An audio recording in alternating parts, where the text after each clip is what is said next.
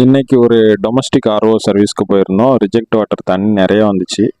டேங்கில் வந்து production water வந்து அவ்வளோவா வரல. அதனால் செக் பண்ணுறதுக்காக ப்ரீ ஃபில்டர்லாம் கலட்டி பார்த்தோம், அதில் எதுவும் கம்ப்ளைண்ட் இருக்குதா அப்படின்னு சொல்லிட்டு. பட் இங்கே சோர்ஸ் வாட்டர் வந்து கார்பரேஷன் வாட்டர் ப்ளஸ் போர் வாட்ரு. ஸோ ரிவர் வாட்டருங்கிறதுனால ரொம்ப சகதி வந்து இங்கே வரும். சரி, ரீப்ளேஸ் பண்ணிவிட்டு போட்டுட்டு திரும்ப பார்க்கலான்னு பார்த்தா அப்போவும் வரல. அதனால் மெம்பரைன் மேலே டவுட் வந்துச்சு. மெம்பரைனை கலட்டி பார்த்தோம்.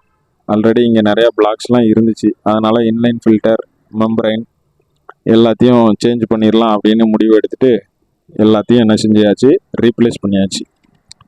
3 இன்லைன் ஃபில்ட்ரு, ஒரு மெம்பரைன்.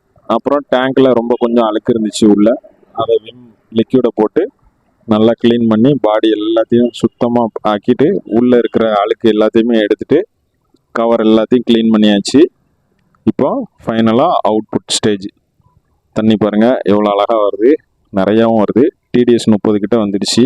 இந்த மிஷினோட லைஃப் பார்த்தீங்கன்னா 2.5 வருஷத்துக்கு மேலே ஆகுது.